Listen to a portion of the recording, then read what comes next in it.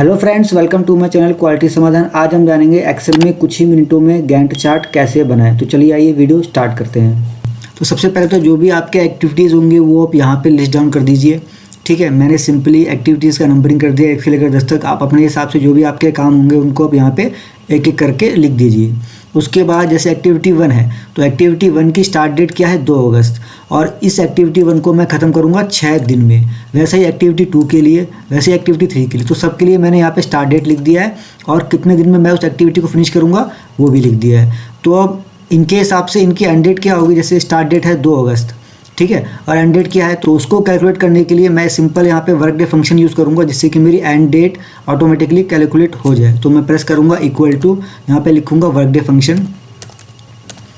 मैंने यहाँ पे वर्क डे फंक्शन पे डबल क्लिक किया तो यहाँ पे लिखा आ गया स्टार्ट डेट, डेज और हॉलीडेज। ठीक है, तो स्टार्ट डेट क्या है ये यहाँ पे, ठीक है, और वर्किंग डेज आ गया यहाँ से, और उसके बाद ये हॉलीडेज़ है। तो मैंने हॉलीडेज़, जैसे मैंने वीकेंड को हॉलीडे लिया है सैटरडे और संडे को, तो यहाँ पे मैं इनको सेलेक्ट करूँगा। तो अब फॉर्मूला पे जाएँ तो स्टार्ट डेट क्या है ये, उसके बाद प्रेस कॉमा, तो फिर उसके बाद आ गया वर्किंग डेज। तो वर्किंग डेज मेरा यहाँ पे आ गया ये, उसके बाद मैं सेलेक्ट करूँगा हॉलीडेज़ को। ठीक है, प्रेस एंटर, तो ये मेरा ऑटोमेटिकली मेरी एंड डेट कैलकुलेट हो गई एक्सक्लूडिंग हॉलीडेज़। अब मैं इसी सेम फार्मूले को नीचे तक ड्रैग कर दूंगा तो ये मेरा एंड डेट हर एक एक्टिविटी के लिए कैलकुलेट हो गया। ठीक है ना।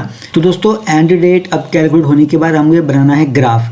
तो ग्राफ बनाने के लिए दोस्तों 2 तरीके हैं। सबसे पहला तरीका है वो ये है कि यहाँ पे सबसे पहले तो मैं यहाँ पे जो स्टार्ट डेट और एंड डेट है इनका फॉर्मेट चेंज करता हूँ। इनको मैं सेलेक्ट करूँगा, प्रेस कंट्रोल, और इनको जो डेट का जो फॉर्मेट है इसको मैं ले लूँगा यहाँ पे आके जनरल।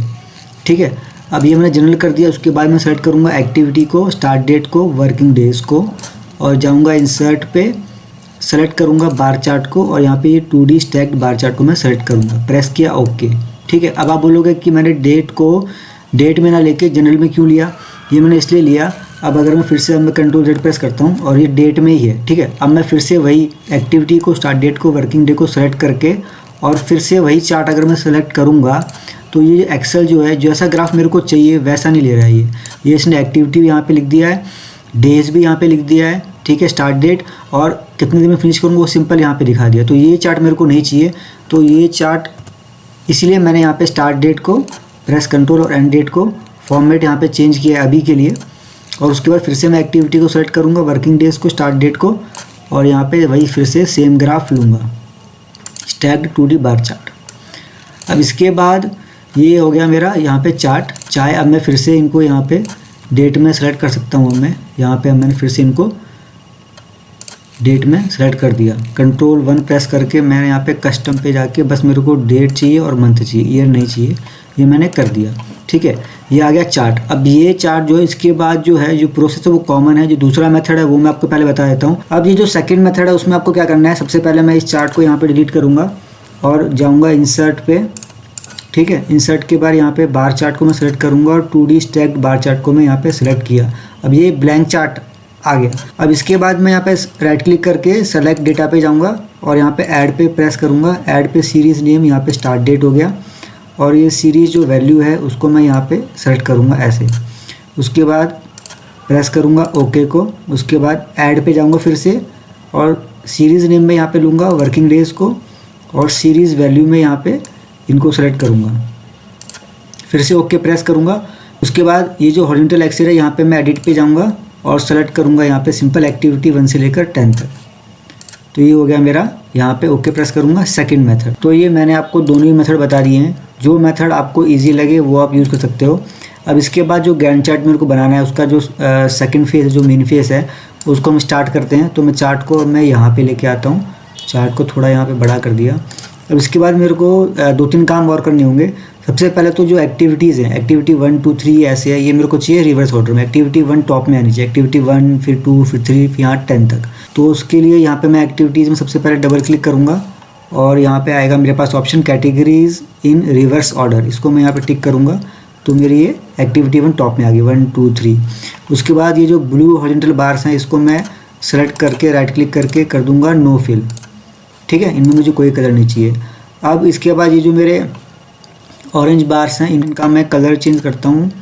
इसको मैं लेता हूँ लेट से ग्रे कलर। ठीक है, और इनका मैं थोड़ा गैप विड्थ भी थोड़ा बढ़ा देता हूँ। तो अब इस ग्राफ में जो कमी रह गई वो ये है कि ये जो मेरी टाइमलाइन है ना, ये 13 जून से स्टार्ट हो रही है। जो मेरा एक्टिविटी 1 है उसकी स्टार्ट डेट है 2 अगस्त, और इस टाइमलाइन के अकॉर्डिंग 2 अगस्त यहाँ पे आ रहा है। मैं चाहता हूँ कि 2 अगस्त जस्ट यहाँ से स्टार्ट हो, जो मेरी टाइमलाइन है वो यहाँ से स्टार्ट हो, जिससे कि ये जो गैप है ये ना रहे, एक्टिविटी 1 के जस्ट बिल्कुल बगल में ही मेरा टाइमलाइन दिखाना शुरू करे। तो इसको अगर मेरे को सही करना है तो उसके लिए मेरे को क्या करना पड़ेगा, मैं यहाँ डेट्स पे आऊँगा, डेट्स पे आके डबल क्लिक करूँगा, और यहाँ पे जो एक्सिस ऑप्शन है, यहाँ पे ये जो बाउंस लिखा हुआ है उसकी जो मिनिमम वैल्यू है वो है 44360। ये 44360 मेरा 13 जून जो डेट है उसको रिप्रेजेंट कर रहा है। एक्सेल डेट नहीं समझ रहा है, ये बस ये इस नंबर को समझ रहा है, ठीक है। तो फिर अब यहाँ पे अगर मैं चाहता हूँ कि 2 अगस्त से मेरी टाइमलाइन स्टार्ट हो, तो उसके लिए मेरे को क्या करना पड़ेगा, मेरे को ये 2 अगस्त है ना, ये जो मेरा डेट में दिखा रहा है इसको मैं 2 अगस्त को मैं कन्वर्ट करूँगा पहले तो जनरल में, तो 44410। तो फिर ये जो वैल्यू है ये मैं वहाँ पे डालूँगा, ठीक है। कंट्रोल Z कर देता हूँ उसको, 2 अगस्त। तो अब ये जो डेट्स पे मैं आऊँगा तो यहाँ पे मैं डालूँगा 44410, जो कि रिप्रेजेंट करेगा 2 अगस्त को, और मैं एंटर प्रेस करूँगा तो ये मेरा अब चार्ट 2 अगस्त से स्टार्ट हो गया।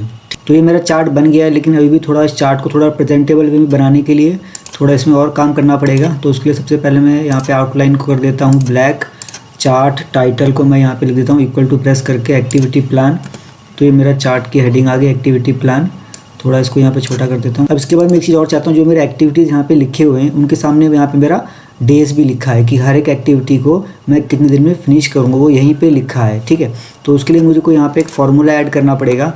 उसके लिए मैं यहाँ पर इक्वल टू प्रेस करूँगा, सेलेक्ट करूँगा एक्टिविटी को यहाँ पर 1 को, और इसके सामने यहाँ पे एंड लगा दूँगा, प्रेस स्पेस, उसके बाद कोटेशन मार्क ब्रैकेट स्टार्ट, और फिर से एंड लगा के वर्किंग डे को सेलेक्ट करूँगा। उससे पहले इस एंड के पहले मैं कोटेशन मार्क लगाऊंगा, और D6 के बाद यहाँ पे फिर से मैं एंड कोटेशन मार्क स्पेस यहाँ पे लिखूँगा WD वर्किंग डे, ठीक है, ब्रैकेट क्लोज, फिर से कोटेशन मार्क, प्रेस एंटर।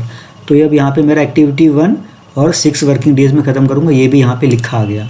अब मैं इस फॉर्मूले को नीचे तक यहाँ पे ड्रैग करूँगा तो ये मेरा सबके लिए लिखा आ गया।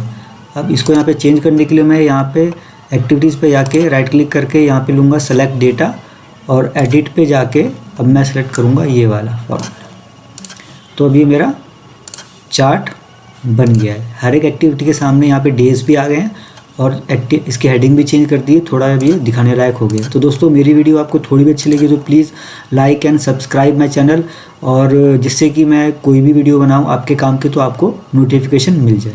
थैंक यू दोस्तों।